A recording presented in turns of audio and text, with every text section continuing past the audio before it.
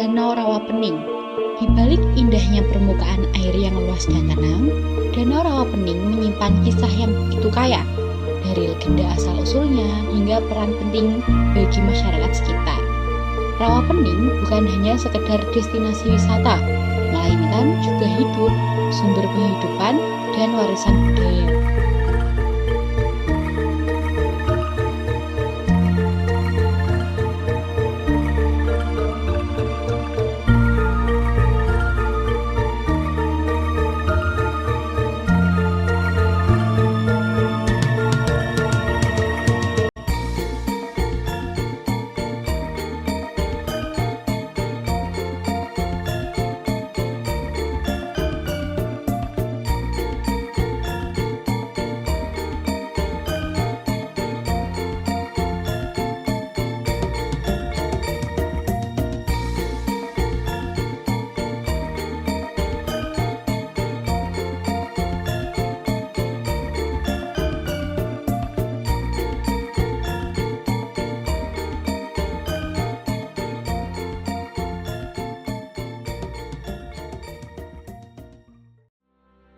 Kami ucapkan selamat pagi, selamat datang yang dari USW di tempat kami. Datang. Bisa diperkenalkan namanya, Pak? Nama saya Arbai dari Gondang Sari, Desa Rawabeni, Banyubiru. Ini langsung masuk ke pertanyaan wawancara nih, Pak. Iya. Yang pertama kayak asal-usul Rawapening nih sebenarnya ada dari kapan sih, Pak? Iya. Rawapening itu dulunya masa penjajahan Belanda itu kan berupa rawa-rawa. Berupa rawa-rawa, terus di sebelah pinggir-pinggir itu perkampungan. Jadi di sebelah sana, di sebelah barat itu juga ada perkampungan, tapi yang saya tahu yang di sebelah sini itu tahun 38 itu dari pemerintah Belanda, Rawapening dijadikan PLTA. Jadi untuk penduduk asli sekitar Rawapening yang di bawah situ itu dipindah di sebelah sana. Itu ada dusun Gondang Sari, Candi Sari, yang di sebelah barat, yang sebelah timur itu ada Donosari. Itu ada dulu ada dusun Rawa Pancing, Rawa Gono dan lainnya. Itu tahun 38. Nah, dulunya Rawapening itu ya yang di depan sini. Ini yang Rawapening sana, terus itu berbentuk rawa-rawa. Terus yang sebelah belakang sana itu dulu persawahan penduduk yang dipindah. Iya, sawah yang untuk penduduk asli yang dipindah dulu itu masih ada. Kalau musim kemarau itu masih bisa digarap. Itu namanya tanah provinsi karena sudah diganti dari pemerintah Belanda dulu. Ya, tetap masih bisa digarap 1 tahun sekali. Saya garap sinten niku? Ya, yang garap itu dari leluhur turun temurun. Niki tentang tradisi budaya, Pak. Ya. Nek teng mriki enten tradisi napa mboten nggih, Pak? Kalau tradisi itu masih ada ya. Itu sedekah bumi, sedekah rawa itu setiap tanggal 21 Suro, 1 Muharram ya. Itu ada sedekah bumi. Niku konsepnya bagaimana, Pak? Konsepnya sedekah bumi itu dijalankan di suatu pertigaan jalan, biasanya kan di pertigaan jalan kondangan kan, Pak? Apa gimana? Enggak, kalau sedekah bumi, sedekah rawa itu diadakan suatu acara di pinggir sana. Itu ada nanti dari desa, dari masyarakat sekitar kumpul, istilahnya selamatan itu nanti ada bentuk kayak sesaji itu nanti diarak ke Rawapening di warung nih kok. Iya, tapi bukan dibuang ya, karena itu nanti diarah ke tengah rawa, kita doa sama di situ. Terus untuk sedekah tadi nanti dikembalikan lagi ke masyarakat, jadi itu pada ngambilin. Oh, nggih. Jadi itu dibawa ke tengah cuma buat didoakan. Ya, kita bentuk rasa syukur masyarakat terhadap rawa pening atas pencipta.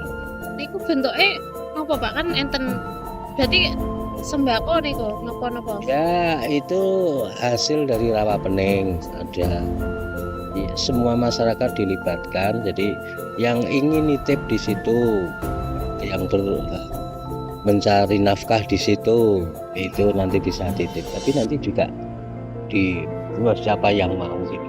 Berarti kan masyarakat saged nitip teng mriku sing Ya, misalnya aku ki dodolak nanti sing jual kelontong ya titip kopi selesai, itu nanti ditaruh situ. Kayak kita di warung apung ikan bakar, itu ada yang jual, ada buah ya bawa buah. Lah sing betot tengah niku sinten Pak biasa? Bareng-bareng itu sekarang sudah di model kayak budaya ya. Jadi di situ selain ritual juga ada seni budayanya. Jadi di pinggir sana ada berbagai macam acara. Sedaya saged tengah niku ngarak niku napa Pak RT napa Pak Sopo niku? Semua bisa, tapi kan karena keterbatasan itu, karena di tengah, jadi kan semua naik perahu. Naik perahu berarti perahu yang ada kita manfaatkan, terus ya sesuai kapasitas. Jadi ya sebagian nggak bisa ke tengah, keterbatasan itu. Perasaane masyarakat nek enten budayane niku pripun Pak? Masyarakat terutama sing enten usaha ngoten pripun? Ya yang jelas marem ya. Yang jelas marem itu bentuk rasa syukur.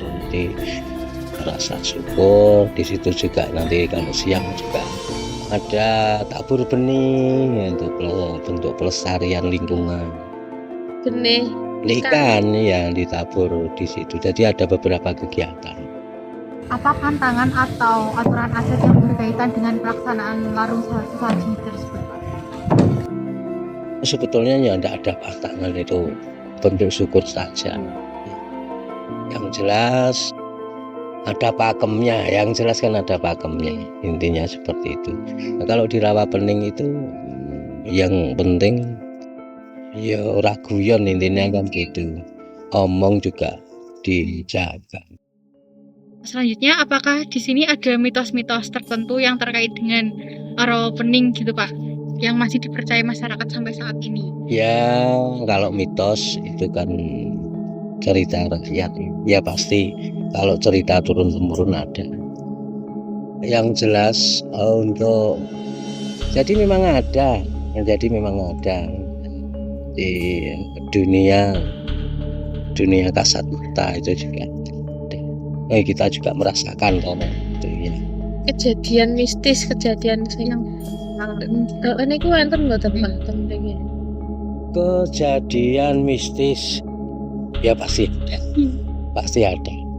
Jadi memang kayak tempat kita aja lah. Tempat kita ini ya, mesti ada berdampingan, ada manusianya, ada hal gaibnya juga. Jadi ada siang, ada malam.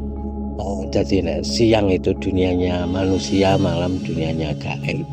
Itu ya. Mitos tersebut bisa mempengaruhi perilaku dan kebiasaan warga sehari-hari Pak? Ya, ada lah. Yang jelas itu untuk tata keramanya di rawa itu tidak bisa untuk sembarangan, intinya seperti itu. Ini untuk masyarakat tuh Pak, peran yang sangat besar. Ya, luar biasa peran rawa pening ini. Ada beberapa warga sekitar itu bermata pencaharian di rawa ya. Yang jelas itu ada para nelayan, ada petani enceng gondo, ada pelaku budidaya ikan, ada wisata kreatif juga. Jadi memang benar-benar berperan ya toh kita warga sekitar itu mencari rezeki di Rawapening. Ya, Jadi berdampak banget ya Pak. iya. Untuk ekonominya ya sudah lumayan lah. Asal kita mau berusaha di Rawapening, ora bakal ngeleh. Intinya seperti itu. Iya. Nggih, pengairan ngoten Pak, pengairan. Untuk Rawapening kan untuk pengairan PDAM itu. Ya diambil untuk PDAM. Sejak kapan wisata Bukit Cinta ini mulai dikenal oleh masyarakat luas? Di Bukit Cinta itu sejak saya kecil sudah ada, tapi ya belum dibangun ya. Oke. Dibangun kelihatannya yang akhir ini sama membangun ini kelihatannya dibuka itu tahun itu jadi kan 2019 sudah jadi, tapi karena COVID itu berhenti. Dibuka COVID luar biasa ramai. Iya. Warung ini tahun 2018. Ada 3 konsep di sini, ada warung makan, ada pancingan dulu, terus ada budidaya untuk tanaman hias, untuk akuarium dulu, konsepnya seperti itu. Di sekarang ya ada 2, pemancingan sama. Kalau dari Bapak sendiri tuh adanya wisata Bukit Cinta kalih wisata lainnya niku teng sekitar Rawapening niku pripun nggih Pak? Nek kangge Bapak. Pariwisata itu sebetulnya saling berkaitan ya, saling berkaitan satu dengan yang lain. Di Kecamatan Banyubiru khususnya itu ada Bukit Cinta, ada Muncul, ada Tubing. Sebetulnya yang banyak orang belum tahu itu sebetulnya ada Candi Brawijaya yang di sebelah situ ya, ada candi. Jadi petilasan Candi Brawijaya namanya Candi Dukuh. Terus di bawahnya juga ada air hangatnya juga. Itu nek digarap Jos nggih. saling berkaitan, Mbak. Jadi misalnya orang jauh ke sini kan misalnya ya kita tawari untuk wisata sekitar, kita kenalkan ini nanti datang yang sana juga sama, misalnya ke Bukit Cinta datang ke sini yang Muncul juga sama. Memang peran promosi penting, sangat penting itu. Yang penting kerjasama, saya kira itu. Ini terakhir ya Pak ya. Iya. Menurut Bapak sendiri, apa yang harus dijaga agar wisata dan kehidupan warga di sini tuh tetap seimbang? Wisata, ya. Wisata biar seimbang ya, intinya kita jaga untuk kebersihannya. Cuma kayak rawa ini kan banyak enceng gondok, kita ditata. Terima kasih untuk pemerintah sudah nata pengurangan enceng gondok, jadi tetap bagus ya, karena yang dilihat itu keindahan Rawapening. Lihat di sebelah utara ada air, ada gunung, yang di sebelah selatan ada gunung, ada Telomoyo, ada Merbabu, ada Gunung Gajah. Itu dan luar biasa untuk potensi khususnya di Rawapening, Kabupaten Semarang. Iya.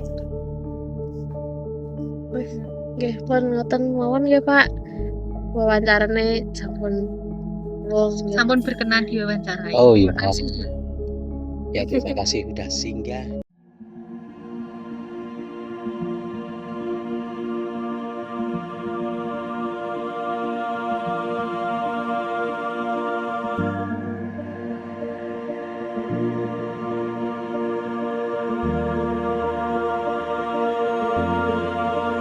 Tak hanya cerita, kehidupan sehari-hari warga sekitar juga sangat terikat dengan Rawapening. Danau ini menjadi sumber penghidupan utama, seperti dari menangkap ikan, mengelola enceng gondok, hingga membuka usaha wisata di sekitar Danau Rawapening.